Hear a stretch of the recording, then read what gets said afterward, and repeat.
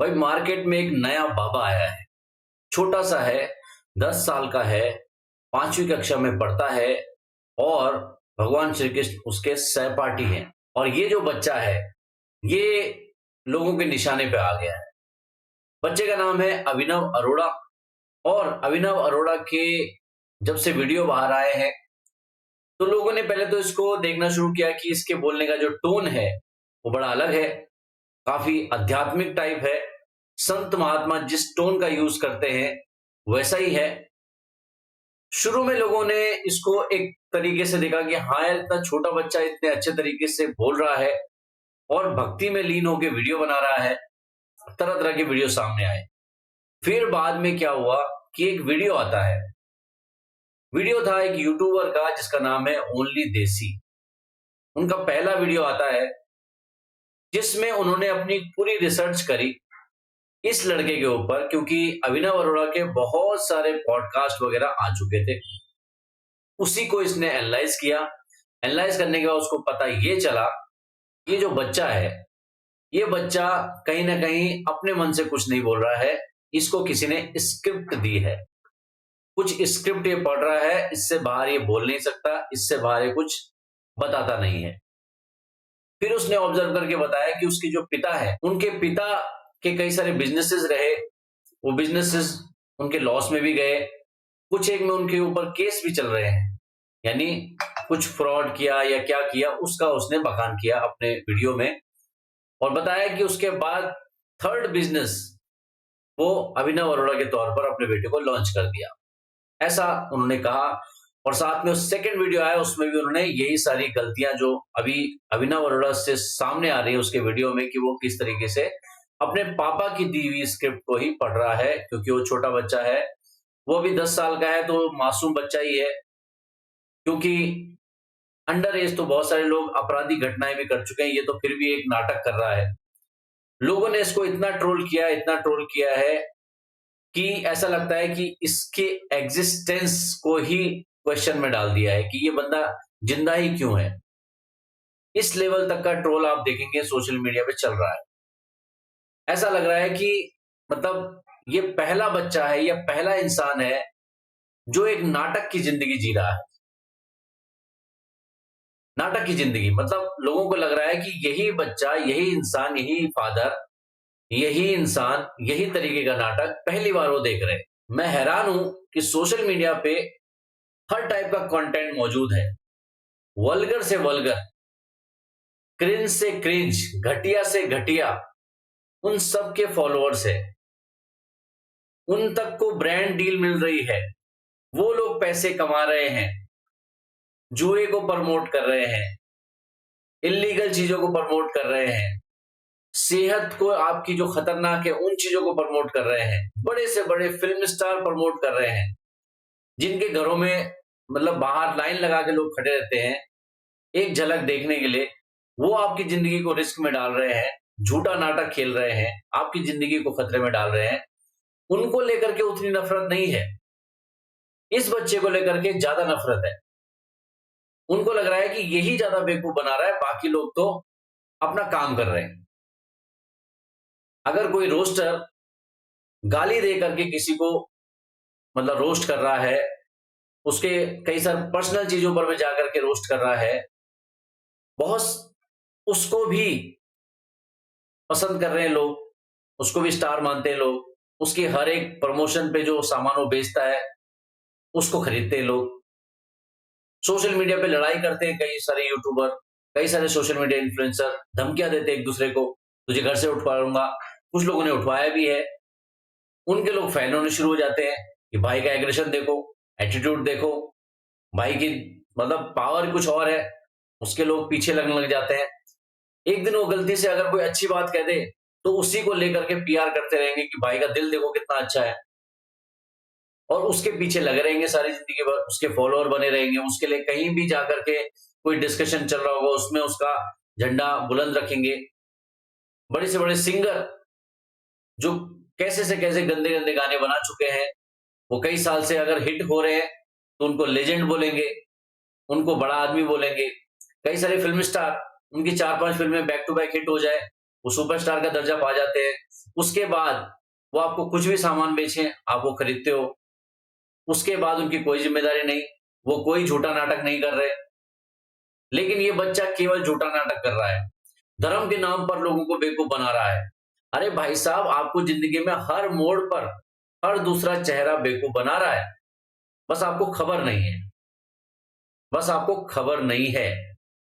यहाँ पर क्या है कि आज से नहीं, प्राचीन काल से ही कोई भी अगर हिंदू धर्म में खास तौर पर अगर कोई संत महात्मा बनने का ट्राई भी करता है, मतलब उसकी नकल उतारता है, मैं तो कहूंगा वो है नहीं लेकिन नकल उतारता है, वैसा चोला लेता है, तो कुछ लोग उसको मानेंगे और कुछ लोग उसका विरोध करेंगे। ये पहले से चल रहा है। अब सबसे बड़ा सवाल ये है कि ये सारा कुछ डिपेंड करता है लोगों पर। आज आप एक अभिनव अरोड़ा को रिजेक्ट कर रहे हो, आपका अधिकार है, क्योंकि आपको लग रहा है वो पाखंड कर रहा है, ठीक है। मगर आपको पता नहीं है कि उसने कितने लोगों को बेवकूफ बनाया और किस नाम से बेवकूफ बनाया। अगर हम मैक्सिमम लेवल पर लेकर चलें कि वो किस लेवल पर आपको बेवकूफ बना रहा है। पहली बात ये है कि उसने मुंह से नहीं बोला कि मैं बाबा हूं, मुझे फॉलो करो, मेरे नाम पे ये स्कीम चल रही है, इसको खरीदो। कहीं नहीं बोला। अगर कहीं लिखा है तो बताओ। वो जस्ट एक तरीके से दिखा रहा है कि मैं भक्त हूं, ठीक है। और वो ये दिखा रहा है कि मैं राधे राधे का नाम जपता हूं, मैं ये करता हूं, मैं करता हूं, मैं भक्त हूं। अब लोगों को ये समझना चाहिए कि भाई वो भक्त है, तुम भक्त के भक्त क्यों बनो। देखो, गुरु क्या होता है कि जो आपको प्रभु का मार्ग बताए। और वो मार्ग कैसे बताएगा? जब वो खुद उस मार्ग पे चला हो, कभी उस मार्ग की कहीं ना कहीं दरवाजे तक पहुंचा हो। और वो कैसे पहुंचेगा? वो अपने ज्ञान से पहुंचेगा, अपने संन्यास से पहुंचेगा, अपने ध्यान से पहुंचेगा। और जब वो उस दरवाजे तक पहुंच जाएगा, क्योंकि भगवान तो कोई भी इंसान नहीं बन सकता, कोई भी नहीं, बल्कि हमारे यहाँ अवतार भी इंसान ही रूप में लिए हैं भगवान ने। यानी जब वो इंसान रूप में आए तो उन्होंने भी देह त्यागी।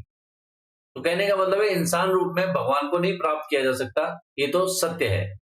तो इसलिए जो गुरु होता है, जो एक्चुअल में आध्यात्मिक गुरु होता है, वो केवल एक जर्नी कर रहा होता है और उस लेवल तक जाकर के देख चुका होता है कि भाई मैं इस लेवल तक चला गया हूं और अगर आप मेरे फॉलोअर बनोगे तो मैं आपको उस रास्ते को दिखा सकता हूं, बस। ठीक है, इतना ही है। आप किसी भी गुरु के पीछे क्यों जाओगे, किसी आध्यात्मिक गुरु के पीछे क्यों जाओगे? आपको भगवान का जो रास्ता है वो जानना है, सीधी सी बात। तो ये व्यक्ति, जो ये बच्चा है, ये 10 साल का है, ये अच्छे तरीके से टोन में बात करता है, इसकी नकली टोन है, इसके पिताजी ने इसको सिखाई है, मान लेते हैं। लेकिन ये आपका नुकसान क्या कर रहा है? आप इसके फॉलोअर मत बनो। जैसे आप बाकी पुलिस सुपरस्टार की वीडियो देखते हो जो घोड़े की लीद खा रहा है, अपने ऊपर फेविकोल डाल रहा है, पता नहीं क्या क्या डाल रहा है, उसके नाम पर आप जो दुकान का एडवर्टीजमेंट वो करता है, वहां से अगर अगर आप कपड़े ले रहे हो तो फिर इसके भी बातें सुन लो। अगर आप इतने बेवकूफ हो कि आप पुलिस सुपरस्टार को सुपरस्टार मान रहे हो, अगर आप रजत दलाल को एक एग्रेसिव, एक बहुत हल्क मान रहे हो, अगर आप सलमान खान को एक बहुत बड़ा आदमी मान रहे हो, अगर आप शाहरुख खान की 4 फिल्में हिट हो जाती हैं या 20 फिल्में, मैं तो कह रहा हूँ 100 फिल्में हिट हो जाने के बाद भी अगर वो तम्बाकू बेच रहा है या फिर वो आपको गलत ए टू रमी बेच रहा है, तो फिर उसे सुपरस्टार मान रहे हो, तो फिर इसको भी भगवान का एक गुरु मान लो ना। क्या बुराई है? एक धोनी अगर एक क्रिकेटर बाय प्रोफेशन है, अगर आप वो किसी चीज का, गलत चीज का ऐड करता हुआ मिलता है आपको, तो फिर उसको भी अगर आप फॉलो करते हो, उसके कहने पे अगर उस चीज का यूज करना शुरू कर देते हो, तो भाई इस अभिनव अरोड़ा के कहने पर भी कुछ ना कुछ ले लो। आप तो बेवकूफ हो ही। तो बेवकूफ का तो कोई दिमाग नहीं होता, केवल धर्म के नाम पे बेवकूफ क्यों नहीं बनना चाहते आप बाकी चीजों में तो बेवकूफ बन ही रहे हो ना। तो घुमा फिरा के बात ये है कि मैंने जितना ऑब्जर्व किया है कि भाई लोगों को जागरूक होना है कि किस चीज को उठाना है और किस चीज को छोड़ना है। अब इतनी सारी चीजें चल रही हैं सोशल मीडिया पे, आप जाके देखो, हर 10 में से 2-3 लड़कियां ऐसी मिल जाएंगी आपको जो फीमेल इन्फ्लुएंसर हैं, जिनको लगता है कि केवल कपड़े उतारना ही कंटेंट है। बहुत सारे ऐसे उटपटांग लड़के आपको मिल जाएंगे छपरी, जो जिनको लगता है कि उटपटांग हरकतें करके ही वो पॉपुलर होने वाले हैं। तो भाई इसको लगा, अगर इसके पिताजी को लगा कि ये अगर भक्ति वाले वीडियो बनाएगा तो इसके फॉलोअर बढ़ेंगे, कल के दिन ये हो सकता है कुछ मोटिवेशनल बातें करनी शुरू कर दे, इसके लोग इसके सम्मेलन में आएंगे, वहां से पैसे कमाएगा। तो भाई मोटिवेशनल स्पीकर भी तो यही कर रहे हैं। वो कौन सा जिंदगी में बहुत ज्यादा मोटिवेटेड रहते हैं? उनके भी घर में लड़ाई झगड़े होते हैं, उनके भी बिजनेसेस में लॉस होते हैं, लेकिन वो आपको ऐसे दिखाएंगे कि वो जिंदगी के सबसे सुखी इंसान है, उन्होंने हर लाइफ की प्रॉब्लम को क्रैक कर लिया है, अब वो वीडियो बना करके आपकी लाइफ की प्रॉब्लम सॉल्व करने वाले हैं।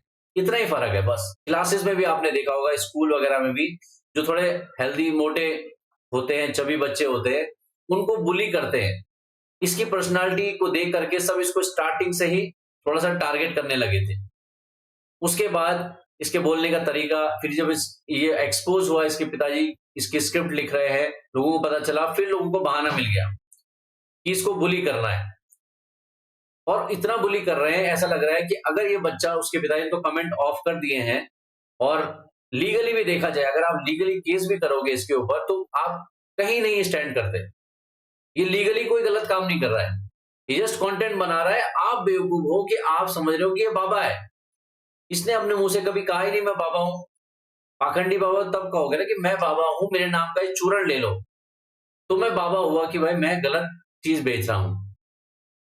वो केवल अपनी इमेज बता रहा है कि भाई मैं ये नाटक करता हूं, नाटक मंडली है मेरी, और मैं ये इस टाइप का करता हूं, मेरे पिताजी ने मुझे सिखाया है।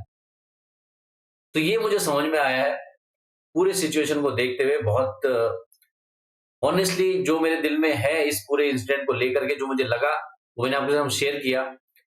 आप भी इस चीज के ऊपर अपना विचार जरूर बताइए कमेंट सेक्शन में कि क्या सोचते हो आप पूरे जो ये ट्रोलिंग चल रही है, इतनी ट्रोलिंग इस छोटे से बच्चे को देनी चाहिए या नहीं देनी चाहिए। इसके पिताजी को दो, जो भी टारगेट करना है करो, लेकिन इस बच्चे को आप पर्सनली इतना टारगेट क्यों कर रहे हो? इसकी मेंटल हेल्थ को भी सोचो, क्योंकि 10 साल का बच्चा है। 10 साल में हम और आप मिट्टी खा रहे थे, ठीक है, कंचे खेल रहे थे, ये फिर भी सोशल मीडिया पे एक इमेज बना के बैठा है। आज सब लोग इसको पहचानते हैं। तो बस यही मुझे कहना है, आप मुझे अपने विचार बताइएगा। मैं मिलता हूँ नेक्स्ट वीडियो के साथ, तब तक के लिए जय हिंद।